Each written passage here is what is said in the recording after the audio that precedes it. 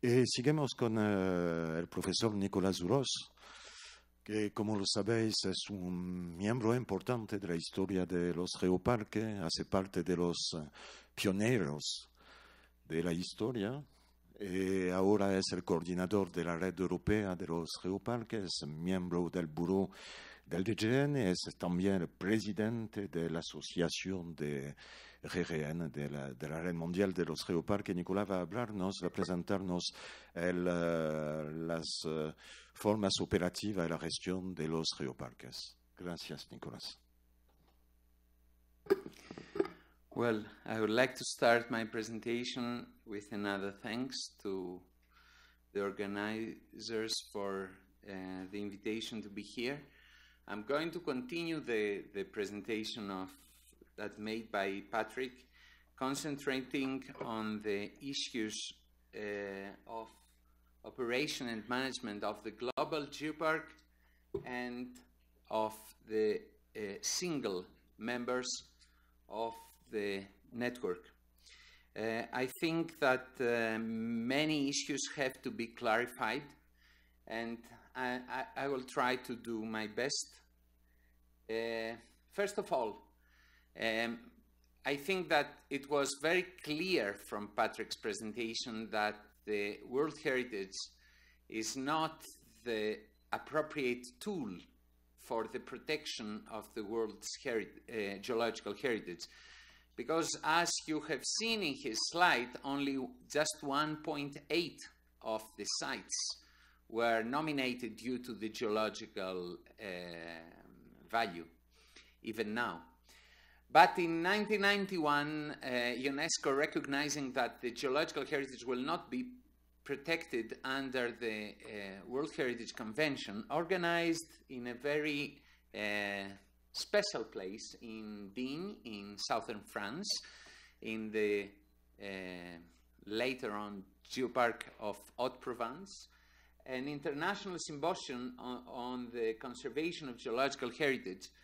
And from that symposium came the International Declaration on the Rights of the Memory of the Earth. And this is a very important moment for different initiatives that started all over the globe regarding the protection of the geological heritage. So we had a lot of meetings, the scientific community involved in the activities for the protection of geological heritage, but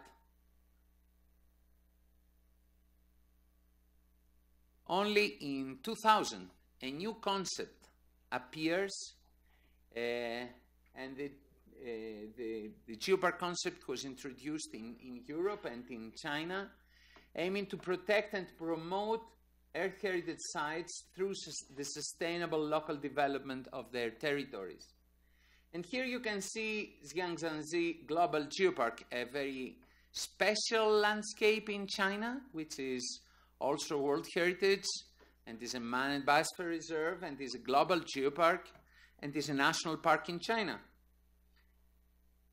So, geoparks are utilizing and promoting territorial identity, not just geological heritage, but territorial identity including geological, ecological, and cultural resources as a new tool for sustainable development, and mainly through geotourism. We think that the protection of heritage, any kind of heritage, is not a limit, is not something that stops development, but just the contrary, can be a very important tool for local development which will rise the life of living of the people in the local communities, a local development that will have an impact to the quality of life of the people living in the territory. And so, as it was mentioned before, in June 2000, 4 European territories cooperating under a European project to protect geological heritage and the promotion of sustainable development of their territories built the European Geoparks network, the first network of geoparks. And then just in 2004. We had the foundation of the Global Geoparks Network, and in 2004, in June, the first UNESCO International Conference on Geoparks in Beijing. Since that time, of course, we had a lot of development. We had nowadays a brilliant, evolving global network of cooperation and sharing of experience and best practices in protection and sustainable management of significant Earth heritage sites for geoconservation, educational activities, geotourism, and local development. GGN governing body till this year is the GGN Bureau. And of course, we had the 5 international conferences till now, as you see, every 2 years, and the next year we're going to have in English Riviera. Up to now, we had 111 geoparks in the global network, and you see that we have the 64 in Europe, 42 in Asia and Pacific, only 2 in Latin America, 2 in North America, and 2 in Africa. So we have to change that picture. As Patrick said, we need to cover this part of the world, and we know that there are the resources, there is the potential here, and there are communities linked with the geological heritage. So the main items for building geoparks are here. And that's why we are here, me and my colleagues and UNESCO. We are trying to support the development of geoparks in Latin America, because it's the core philosophy of our network to support and to share. So as Patrick presented already the new developments, I have to give you some information regarding the transformation of the GGN from a voluntary network that was till 2014 to an international association that is now. So the global networks asked since a few years the formalization of the relationship with UNESCO, and we had all the details that already presented by Patrick, so it's not need to speak about the working group of UNESCO, etc. But now we have this global network working as an international association, and it has deep regional networks in different parts of the world. So the European Geoparks Network and the APGN is just the regional networks of the Global Geoparks Association. And we follow a model which is approved in the majority of countries. So this is the model of the ICOM, the International Council of Museums. And we do have institutional members in our network and individual members, experts who have contributed to the development of geoparks. And UNESCO Executive Board adopted the proposal for the UNESCO Geoparks, Global Geoparks in April 2015, and now we are waiting the last step for the launching of the new project. And we are doing what is necessary for that. This is the structure of the active structure of the Global Geoparks Network. We have a General Assembly where all members participate. We have built the association in a very democratic model. We have an executive board with president, 2 vice presidents, a treasurer, the general secretary, and some members. The majority of the executive board of the Global Geoparks Network are here in this room today. We have an advisory committee with the national geopark committees. We have international committees, task forces, and working groups. Of course, we organize in cooperation with UNESCO the International Conference of Geoparks. And we have the regional geopark networks. Why is so important? You see with black letters these regional geopark networks, because we really work in networking. We all know that it's impossible for local communities to do real networking globally, to meet all together from all parts of the world. For this reason, the existence of regional network is very, very important.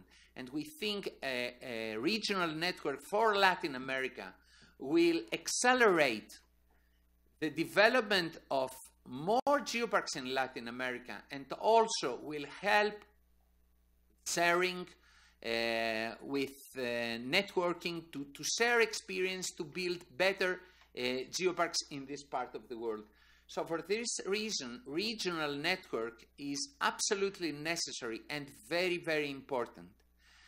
The regional networks in Europe and in Asia Pacific have already more than 10 years of operation. And we have a lot of things that we have learned, and I strongly believe that is due to these regional networks that we have so big development of geoparks in Europe and in Asia Pacific.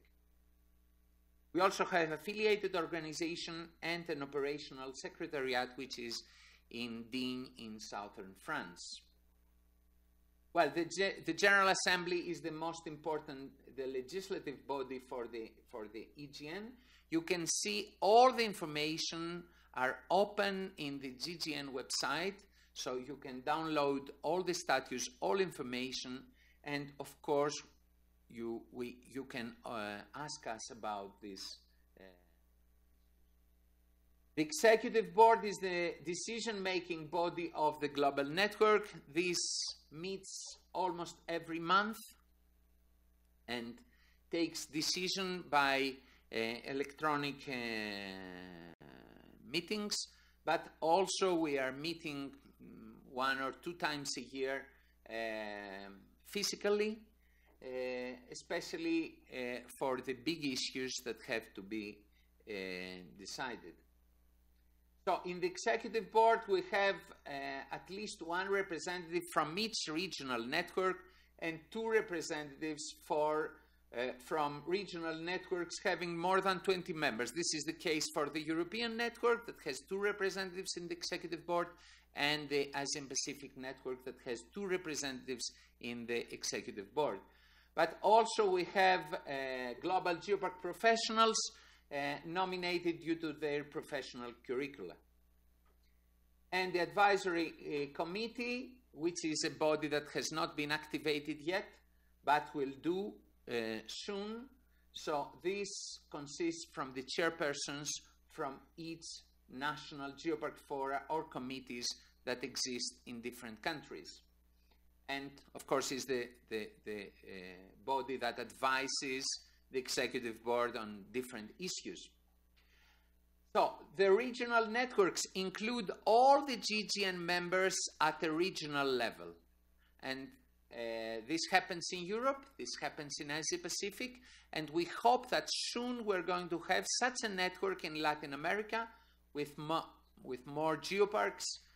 And this is very important to serve the cooperation among the different members. Each regional network has its own rules of operation. The European Geoparks Network adopted last March the rules of operation for the European network, and everything is transparent, everything is democratic, everything is clear, because we need to be transparent because we have to share and work together. We have nothing to hide, and for this reason everything is open for discussion, everything is open for information to. Finally, we have the national geopark committees that include all members of GGN resident in a state. So all the members, and together all the global geoparks in each country form a national geopark committee, and of course we have the representatives of the national institution, the National UNESCO Commission, the national ministries, regarding the geological issues and, of course, the geological surveys. The categories of memberships that we have in the association, in the global network, of course, the majority are the institutional members, the global geoparks. The participation in GGN is obligatory for all territories nominated as global geoparks. And this, of course, is the main power of our network. We also have individual members, the geopark professionals, that have to have a combined or proven professional experience in global geoparks. We also have honorary members, persons who have a great contribution to building geoparks. And of course, we have cooperating members, which are international organizations, institutions, or persons wishing to support the development of geoparks in the globe. So this is the structure. This is new. This is decided last September in Canada. And this is the form of operation of the global network that we follow and we will follow for the next years. Which will be the connection between the global network and UNESCO? Of course, it is already mentioned in the statutes of the UNESCO Global Geoparks that GGN will play a very important role inside the whole work of the UNESCO program. The Global Geopark Network also will make a voluntary annual contribution to UNESCO equivalent to not less than $1,000 per global geopark. And of course is going to participate in the UNESCO Geoparks Bureau. It will propose the 12 individual members for the UNESCO Global Geoparks Council. It is an ex officio member of the UNESCO Global Geoparks Council and forms a pool of experts for the geopark evaluation and coordinates with UNESCO the geopark field evaluations. So, according to the statutes of the global network, the global geoparks are territories hosting geological heritage of international importance. This is very important. And in order to clarify the issue about the protected areas or not protected areas, the majority of geoparks include protected areas. But this is not obligatory. This we should clarify. It's not obligatory to have a national park or a national protected monument or anything else. But we have to be sure that through the evaluation, that the geological value of the sites included in a global geopark is of international importance. The fact that is not necessary does not make the opposite. I mean, of course we can have, and we do have national parks inside as part of the geopark. We have protected areas and we have natural monuments. The global geoparks should not focus only in geology. Should always explore, and this is an issue for evaluation, should always explore and present the links between earth heritage, the ecological and cultural elements which are present in the territory, because they're all created from Mother Earth. How we can distinguish geological heritage from the ecosystems living in an area and the human communities? It's impossible. What we are trying to do is an holistic approach. So we should not forget that, of course, we should have geological elements of international importance, but ecological and cultural elements are of highest importance for geoparks. And if are present, should be managed in the proper way inside the geoparks. Another issue which is very important, we don't have serial nomination in geoparks. A geopark should have a single boundary and an area sufficient to support development. We cannot have just a list of sites of interest in an area with no management at all. And we say, okay, we have a global geopark. No, this is not the case. We should have a territory having local communities inside, including maybe protected areas, national parks, etc. But we should have a single boundary for the territory of the global geopark. This is very important because in some cases we have some misunderstanding and problems where in an area we can see 2 or 3 sites of geological importance and in between there's nothing. So this is not the case of a global geopark. And of course we should have, and this is very strong, synergies with other UNESCO designations. When in an area already exists a man and biosphere reserve or already exists a World Heritage designation, the management bodies of these 2 designations should be in cooperation, and we should develop synergies among the geopark and the other sites. Could be Ramsar sites or anything else. And we should avoid duplications with other geoparks. We should not have exactly the same elements in 2 global geoparks. We should avoid this kind of duplication. So, some pictures, because it's the first time that I have so much writing in my presentation. But because it's something new, I would like to have also the writing to explain the structure of the global network is really very important. So what geoparks are offering to the people? Geoparks are offering stunning sceneries to enjoy and celebrate the creation of Mother Earth.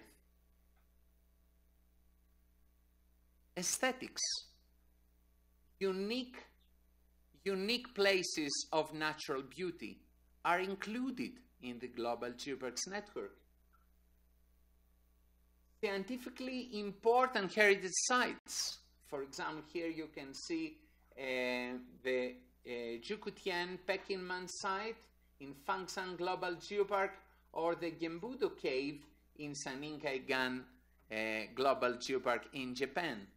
And we are giving you also pictures from Asia because we are really representing a global network. The philosophy of the global network is that each one is an ambassador of all the other geoparks.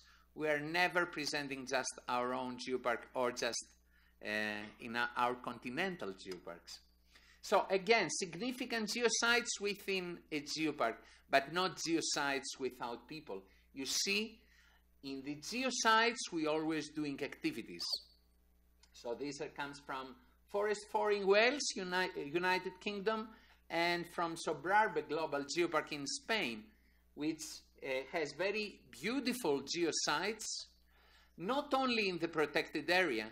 Sobrarbe Geoparks includes one of the flag national parks of Spain, Monte Perdido in Tordesa Valley, that was nominated in the beginning of the 20th century in the Pyrenees, but also other elements of geological importance which are included in the geopark. And of course, geoparks are hosting unique ecosystems. You can see the forests of Rockwa Geopark in Finland, the northernmost geopark in the world, where the next European conference will take place next September, and the mangrove forest in Langkawi Global Geopark in Malaysia. This is from Greece. These are the wetlands of my own island, the island of Lesbos. and the goals of Vicosau's Global Geopark. But also Geopark hosts very important cultural sites. And you can see two examples from China in Mount Taishan and Huangshan, the Yellow Mountain in China, with cultural elements together with very important geological features. And we have also mythology. This is a cave in Lesbos, in my own geopark, and connects the history of Orpheus, who was singing for the animals, and the animals were, according to the Greek mythology, and you can see pictures of this myth related with the geosite, with the cave. So geoparks are helping people to discover and understand the sense of the place that they live or they visit, the geology, the ecosystem, and the cultural heritage. And some words that help better to understand the meaning of the geoparks. So, Global Geoparks operation is connected with sharing of experiences, ideas, best practices, and tools. Global Geoparks operation is based in synergies at the local level, among the local stakeholders, at the national level, at the regional level, and at the international level. Global Geoparks are based in networking among partners and stakeholders at the local level, networking among geoparks at the regional level and at the global level. Global Geoparks are working on an innovative approach in territorial management. We don't exclude anything. We are putting all elements together, and we are trying to promote the links between the earth, the rocks, the animals, the plants, the people, the culture, the stories, the heritage, the folklore. Global Geoparks work only with communication with the local society, the society, and the world. Global Geoparks are promoting ideas and values that we all share at the global community. Global Geoparks are working for cooperation in all kinds of geoparks activities. We never say, okay, this is a word that geoparks are doing. No, we are trying to find partners to share together the activities. We always organize activities together with our partners, and the geoparks have the biggest number of partners in comparison with other institutions. And of course, our success is based on exchange of team visits, exchange of exhibitions, exchange of events, exchange of knowledge on certain problems. We work with common meetings. We organize always common meetings like this one, conferences, workshops, capacity building activities, because we want to have more people working on geoparks. We are not just an elite team that goes from one place to the other to promote geoparks. We want more people to be involved. And this is our duty. And that's why we encourage such activities all over the globe. Of course, we work to build links with the territories. It's really very, very beautiful to see people and territories being in different parts of the world, that they communicate continuously, that they building through exchanges, building links, real links, that the one community is also proud for the for hosting an international and geological heritage of international importance, but at the same time feel the links with other parts of the world that have similar issues, that work on similar issues. which are the twinning geoparks, because we have twinning agreements between geoparks that have common issues between them. And of course, global geoparks operation is based on evaluation, continuous evaluation and revalidation. Patrick presented the 4 years evaluation. This is very important for keeping the nomination, for keeping the quality brand. But evaluation and revalidation is a continuous procedure, never stops within a geopark. We always evaluate what we are doing. We are sharing with our visitors their own experience. We ask them to evaluate our work. It's not that we wait from some international experts to come every 4 years and see if we're doing well or not well. No. We need continuous evaluation, because without continuous evaluation, we are not going to have quality offer to our visitors. And so we will not be a global destination, quality destination, with the logo of UNESCO. So what we are searching for is quality, and this quality cannot be reached by the evaluation and revalidation only every 4 years. This is a day-by-day practice, and we should be always ready to evaluate what we are doing. And because, as we say in geoparks, geoparks are not just about rocks, but they are about people. Let's speak a little bit more about sharing. This is one of my best words. So, we share experiences on geoheritage protection and management. This is very important because, of course, there are problems in managing geoheritage that are not easy to solve. So you have a panel of international experts for free. You can ask them and you will get advice and information. This is very important, especially for small communities, for rural communities that cannot pay high-profile experts. So the network is here for you. Provide for free the knowledge and give you the advice. Good practices in geoconservation. How important is this, good practices? Because we learn from failures. And we need to identify good practices. Working for 20 years, we have in Geoparks good practices. These are all an offer to all the aspiring geoparks. Exchange of good examples on geopark infrastructure. How we can touch a very fragile geosite. How we can provide access to our visitors. How we can have secure access for our visitors in a fragile landscape. So we have very good examples, and we all learn from the presentations in conferences and in meetings about these things.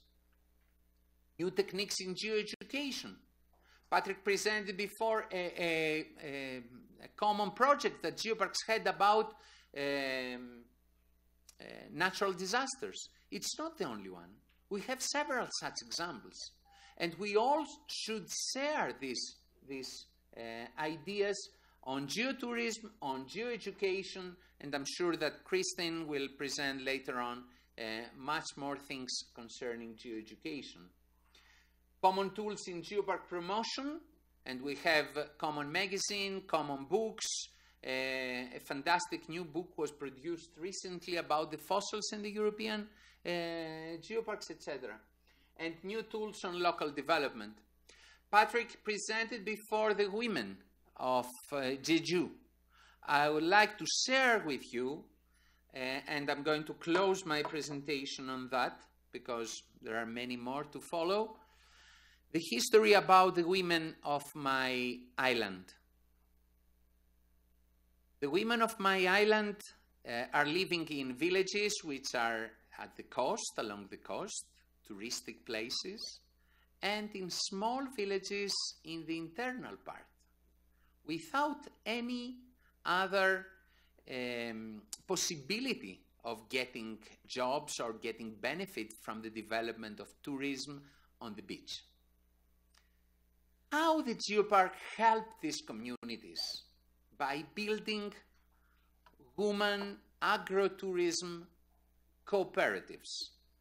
So, the women in different villages inside the Geopark start to work together to build these cooperatives and to prepare local food with local recipes for the visitors. And what the Geopark had made for them, open them the window to the world. Open them the window to the visitors coming to the Geopark, and they could present their local products, and at the same time open them new market in the big towns and in the capital for their production.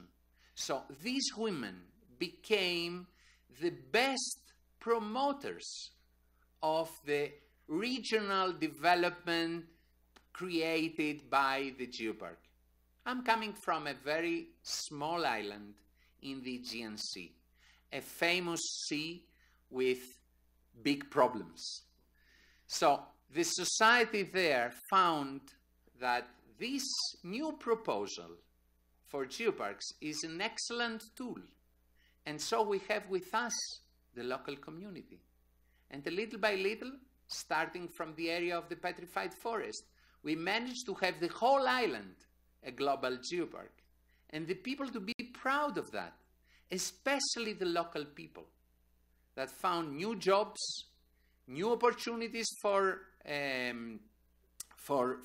work, new opportunities for income, for increasing the quality of their lives, new infrastructure created by the Geopark and due to the Geopark. In 1995, we started with 5,000 visitors a year in the area of the petrified forest, which was the most remote area of the island. Nowadays, we have more than 100,000 visitors staying in the area, not coming just for for 2 or 3 hours to see the monument and go back. This creates a huge new opportunity for the local community. And I want to share this experience with you and to tell you that really the geoparks are proposing a new tool which can be useful, really useful, not for geologists. It can be also for geologists, but mainly for the local people. So it's a new window, and we will be very happy if you join this family. So thank you very much.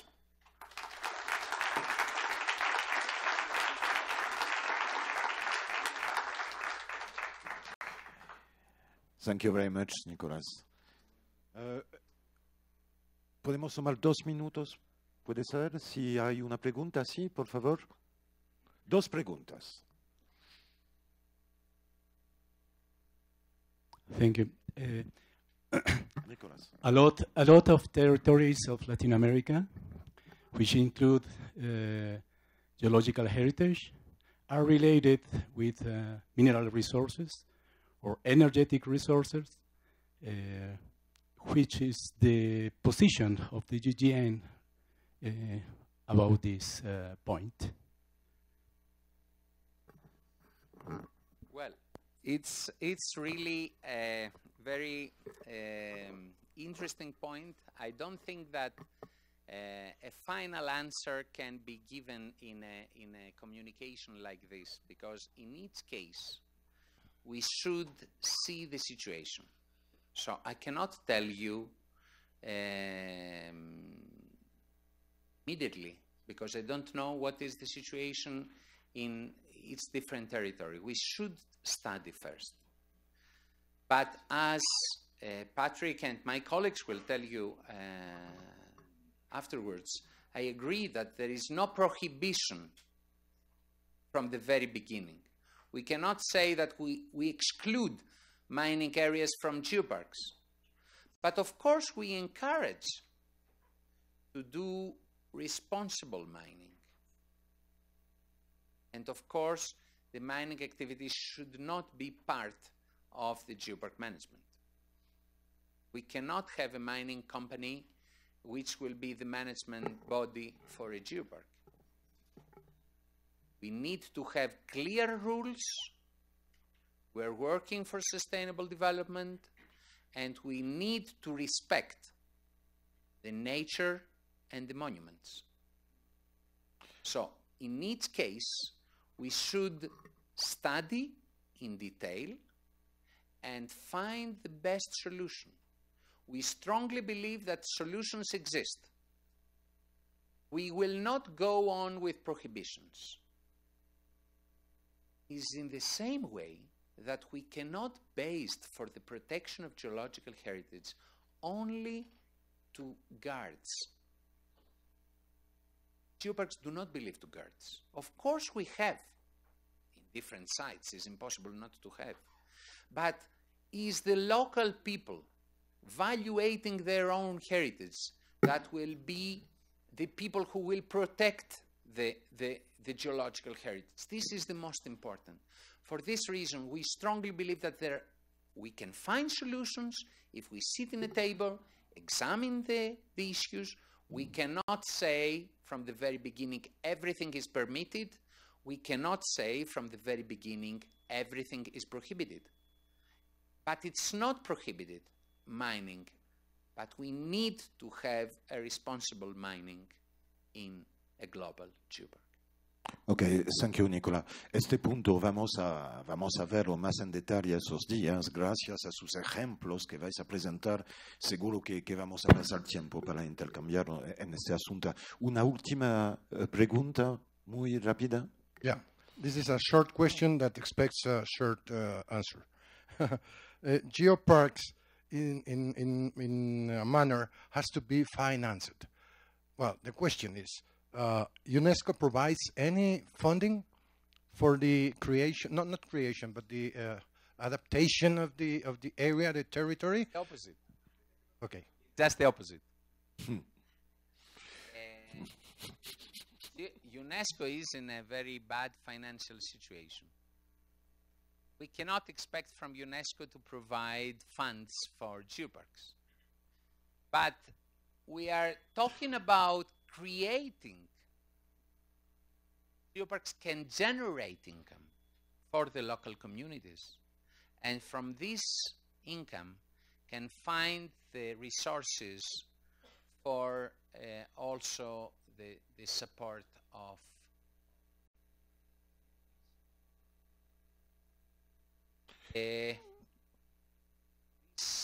for example, such activities like this conference or missions in different parts of the world are supported by other geoparks. Contribution of other geoparks. They are organizing, for example, an intensive course in Lesbos, and for many years, Lesbos Geopark is financing the 90% of the expenses for this intensive course to build capacity for other parts of the world to build new geoparks. So, geoparks are contributing because we think that this is part of our sharing, of our philosophy. And it's not an easy way of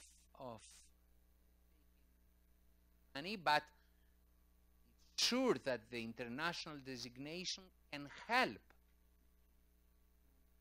accumulate financial resources from other bodies. For example, in Europe, we have European Union, and this can finance. You can have World Bank. There are other institutions that provide financial resources for development. UNESCO cannot provide resources, but Patrick maybe can give more details on that. Patrick, would you like to add two words? Yeah, just to say that UNESCO is a very cash-strapped organization. We have, over the last 3 years, we have undergone a reduction in our budget of over 25%. So UNESCO has never been in a position to help even World Heritage sites. But the geoparks are different because the geoparks, each of them give UNESCO $1,000 per year. And with that money, we can make events like this. So it's not UNESCO who has paid for the GGN colleagues and the Latin American colleagues to come here. It's the global geoparks. So that's how it works. Me gustaría de añadir una sola cosita, que por todos los geoparques es así.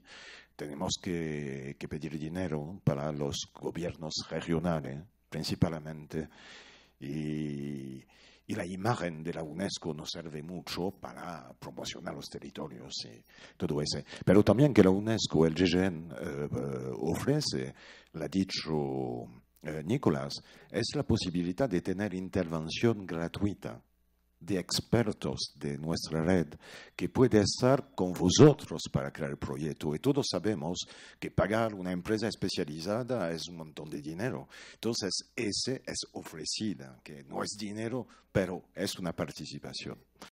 Bueno, vamos a seguir hablando de educación con Christine Áñez